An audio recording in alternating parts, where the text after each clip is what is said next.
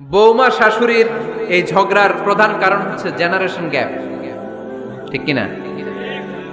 শাশুড়ি এক জেনারেশনের আর বৌমা আরেক জেনারেশনের। শাশুড়ি ভাবে একরকম, বৌমা ভাবে আরেক রকম। শাশুড়ি চায় বউর উপর খবরদারি করতে, বউ চায় শাশুড়ির উপর খবরদারি করতে। এই ডমিনেটিং এর কারণে কিলাকিলি আছে না নাই? এটা ঠিক না। আমার শাশুড়ি মায়েরা যারা আছেন, প্রথমে শাশুড়ি দিয়ে শুরু করি। আমার মাইকের আওয়াজ যে ঘরগুলোতে যায়, আমার শাশুড়ি মাদেরকে বলবো, বউদের উপর অত্যাচার করবেন না। ছেলেরে প্রশ্ন করে, তোর কাছে তোর বউ বড় না আমি বড়? আছে না নাই? এটা একটা প্রশ্ন হইল। তোর বউ বড় না আমি বড়? দুইজনেই বড়। তো এক ছেলে সুন্দর উত্তর দিছে, আমার কাছে ভালো লাগছে উত্তরটা শুনে। এক মা প্রশ্ন করছে, তোরে এতদিন আমি লালন পালন করে বড় করলাম, জীবন যৌবন তোর জন্য শেষ করলাম, আজকে বউ পাইয়া বউ তোর আপন হয়ে গেল?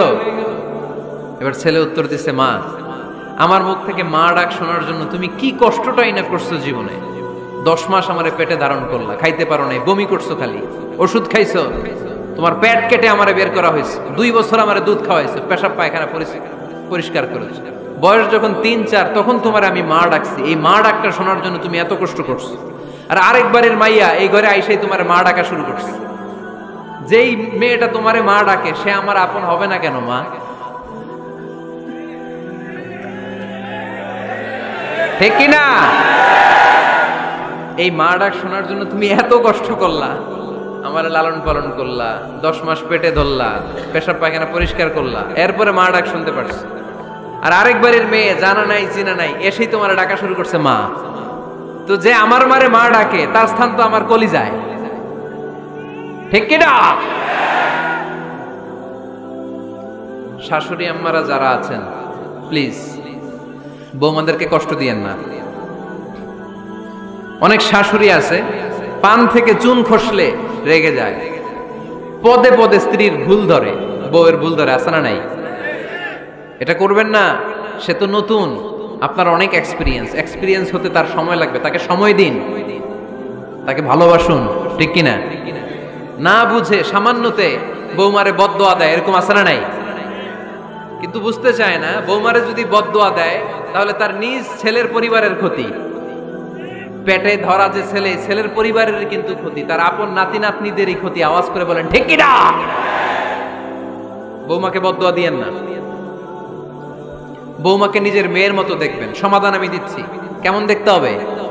নিজের মেয়ের মতো। নিজের মেয়ে সকালে ঘুম থেকে ওঠে 11টা, ওইটা সমস্যা নাই। বৌমা কেন উঠলো না, ওইখানেই ঝামেলা, আছে না নাই? মেহেরবানি করে আপনার বৌমাকে আপনার নিজের মেয়ের মতো দেখেন। নিজের মেয়ের যেমনি আদর করেন তাকেও অমনি আদর করেন। আপনার বৌমারে যদি আপনি কষ্ট দেন, মনে রাখবেন আপনার নিজের মেয়েটাও আরেকবারের বউ হয়ে কয়েকদিন পরে যাবে।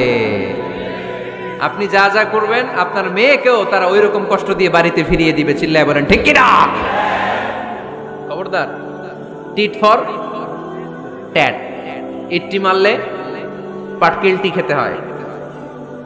এজন্য শাশুড়ি আম্মা জানারা যারা আছেন, বৌমার সাথে খারাপ আচরণ করবেন না মেহেরবানি করে। তাকে আপনি কষ্ট দিলে আপনার নিজের মেয়েটাও আরেক বাড়ির বৌমা হবে, সেও ওই বাড়িতে এই কষ্টগুলো ভোগ করবে। এগুলো যখন আপনি শুনবেন তখন আপনার চোখ দিয়ে পানি পড়বে কি পড়বে না? পড়বে। এবার আসেন বৌমার কথা বলি। বৌমা যারা আছেন মেহেরবানি করে, বৌমা যারা আছেন মেহেরবানি করে আপনার শাশুড়ি আম্মাকে নিজের মায়ের জায়গায় রাখবেন। আপনার বাড়ি ছেড়ে নতুন বাড়িতে আসছেন, তো এটাই তো আপনার বাড়ি। আপনার মা রেখে দিয়ে নতুন মা পাইছেন, এটাই তো আপনার মা। তো ওনাকে মায়ের জায়গায় বসাতে আপনার সমস্যাটা কোথায়? বৌমারা খেয়াল রাখবেন, আপনি আপনার শাশুড়ির সাথে যে আচরণটা করতেছেন, আপনার শেষ বয়সে আপনার ছেলের বিয়ে দেওয়ার পরে যে বৌমাটা আসবে ওই আচরণই আপনাকে ফিরিয়ে দিবে। The nature has its own return. প্রকৃতির একটা মাইর আছে, এটা শেষ মাইর, এটা শেষ খেলা। প্রকৃতির খেলা বড় খেলা। আপনি আপনার শাশুড়ির সাথে যে আচরণ করবেন, আপনার শেষ বয়সে আপনি একদিন শাশুড়ি হবেন, এটা মাথায় রাখবেন। ওই আচরণই আপনি ফিরে পাবেন। আওয়াজ করে বলতে হবে ঠিক কিনা? এজন্য 9 নাম্বার পয়েন্টস হচ্ছে মিউচুয়াল রেসপেক্ট। সবাই যেন সবাইকে ভালোবাসি। দোষ ছাড়া মানুষ নাই। সবার দোষ আছে, আমরা যেন একে অন্যের দোষ না খুঁজি। বৌমারা, আপনাদের কানে যদি আমার মাইকের আওয়াজ যায়, অল্প কিছু টেকনিক অবলম্বন করলে আপনি আপনার শাশুড়ির মন জয় করতে পারবেন। শাশুড়িরা আসলে বেশি কিছু চায় না, আগের জামানার মানুষ তো, এদেরকে ওইভাবে হাত করতে হবে। মাঝে মাঝে একটু শাশুড়ির মাথায় তেল দিয়ে দেন, চুলে তেল দিয়ে দিবেন আর কি, মাঝে মাঝে চুল আশ্রয় দিবেন, এগুলো কিন্তু খুব পছন্দ করে শাশুড়িরা। ওনার প্রেশারটা একটু মেপে দিবেন, ডায়াবেটিক্সের ওষুধটা খাইলো কিনা সময় মতো খোঁজ নিবেন, কি পছন্দ করে খেতে একটু রান্না করে দিবেন। যেই বক্তার ওয়াজ শুনতে পছন্দ করে ওই বক্তার ওয়াজগুলো ডাউনলোড করে শাশুড়ি আম্মাকে দিবেন, ইসলামী বই দিবেন। দেখবেন বয়স্ক নারীরা মাহফিল যেতে খুব পছন্দ করে, ওয়াজ শুনতে খুব পছন্দ করে, নবীদের কাহিনীগুলো শুনতে পছন্দ করে। বসায় বসায় একটু কাহিনীগুলো শোনাবেন। বাইরে বেরোলে জিজ্ঞেস করেন, আম্মা আপনার কিছু লাগবে কিনা। আর একটা টিপস আছে, চুল যখন আশ্রাবেন আর শাশুড়ির মাথায় যখন তেল দিয়ে দিবেন, তখন অতীতের কথা জিজ্ঞেস করেন, দেখবেন অতীতের স্মৃতিতে হারিয়ে গিয়েছে আপনার শাশুড়ি। কি জিজ্ঞেস করবেন জানেন? জিজ্ঞেস করবেন, আম্মা জান, মুক্তিযুদ্ধের সময় আপনার বয়স কত ছিল? ওই সময় মুক্তিযুদ্ধের সময় আপনাদের এলাকায় কি কি হয়েছিল মা? আরেকটা প্রশ্ন করবেন, মা বিয়ের সময় আপনি কেমন ছিলেন? ওই দিন দেখবেন বুড়ি আর বুড়ি নাই, জুয়ান হয়ে গেছে। ওই দিন বলবে, মা আমি অনেক সুন্দরী ছিলাম, আমার মাথায় অনেক চুল ছিল, আজকে নাই। আমগো গ্রামে আমার চাইতে সুন্দরী মাইয়া ছিল না। অতীতের স্মৃতিতে, স্মৃতি হাতরাতে হাতরাতে তিনি হারিয়ে যাবেন। জিজ্ঞেস করবেন যে, মা শীতকালে আপনাদের দেশে কি পিঠা বানাতেন আপনি যখন ছোট ছিলেন, আপনার বাপ চাচারা কি করতো? এগুলো জিজ্ঞেস করলে উনি স্মৃতির পাতা হাতরাতে হাতরাতে চোখ দিয়ে দাঁড় দাঁড় করে ওনার পানি ঝরতে শুরু করবে। আপনার জায়গায়, ওনার হৃদয়ের মনি কোঠায় এমন জায়গায় পৌঁছবে, আপনার ছাড়া উনি কিছুই বুঝবে না। বৌমারা, এই অল্প কিছু টিপস অবলম্বন করে আপনারা আপনাদের শাশুড়ির মনকে জয় করতে পারেন।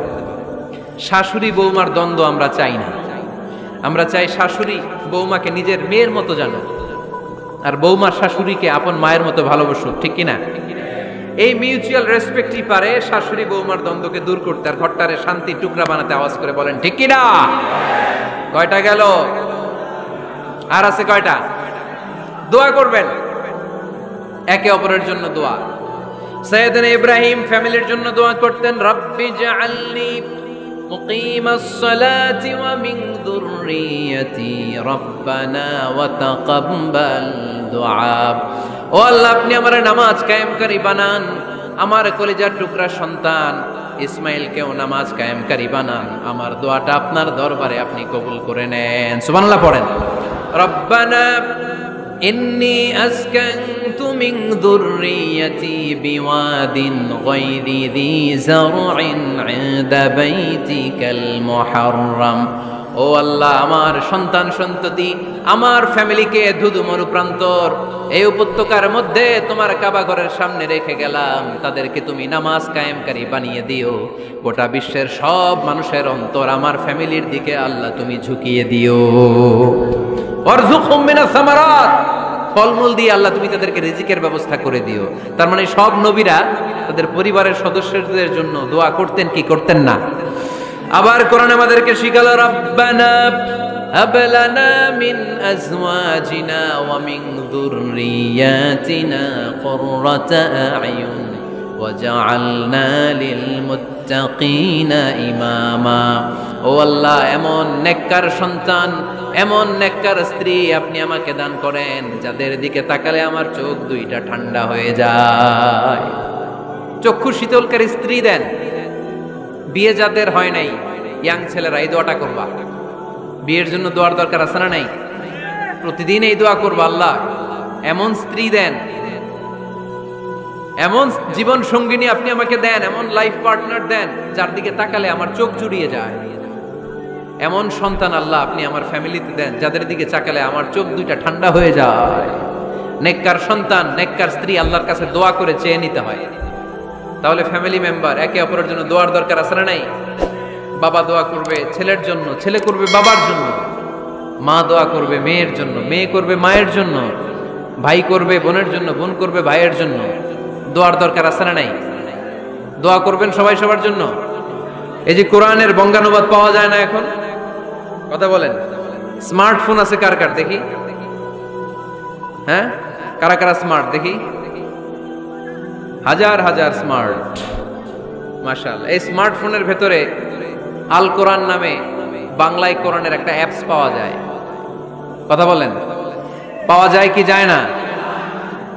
আজকে থেকে এই অ্যাপসটা ডাউনলোড করে প্রতিদিন 1 আয়াত 2 আয়াত 3 আয়াত করে পড়া শুরু করে দেন। বাঁচতে হলে পড়তে হবে, বাঁচতে হলে জানতে হবে, ঠিক কিনা? এই স্লোগান আমাদেরকে শিখায়। এই স্লোগান তো আল্লাহ, এই স্লোগান দিয়েই তো আল্লাহ কোরআন শুরু করছে, ইকরা বিসমি রাব্বিকাল্লাযী খালাক। বাঁচতে হলে জানতে হবে, বাঁচতে হলে পড়তে হবে, পড়ার কোনো বিকল্প নাই। আওয়াজ করে বলেন ঠিক কিনা? সুজানগরের রায়েরা, মোবাইলের অ্যাপসের ভিতরে আমরা কোরআন রাখতে রাজি আছি তো সবাই? হাদিসের অ্যাপস ডাউনলোড করতে রাজি আছি তো? বাস রাজি আছি, ডাউনলোড করে রাইখা দেব, আর কেউ পড়বো না নাকি? হ্যাঁ, প্রতিদিন একটা আয়াত হলেও যেন আমরা পড়ি। আল্লাহ যা বলা দরকার সব বলে দিয়ে গেছে, নতুন করে আর কিছু বলবে না। আমরা যেন পড়াশোনা করি, আমরা যেন একটা পাঠাগার বানাই। আবারও কখনো আসার সুযোগ হলে আমি জিজ্ঞেস করবো, যদি আমার মনে থাকে যে আপনাদের পাঠাগার আছে কার কার ঘরে, সেদিন সবার হাত তুলতে হবে। এমনি পারা যাবে তো? আল্লাহ তুমি তৌফিক দাও।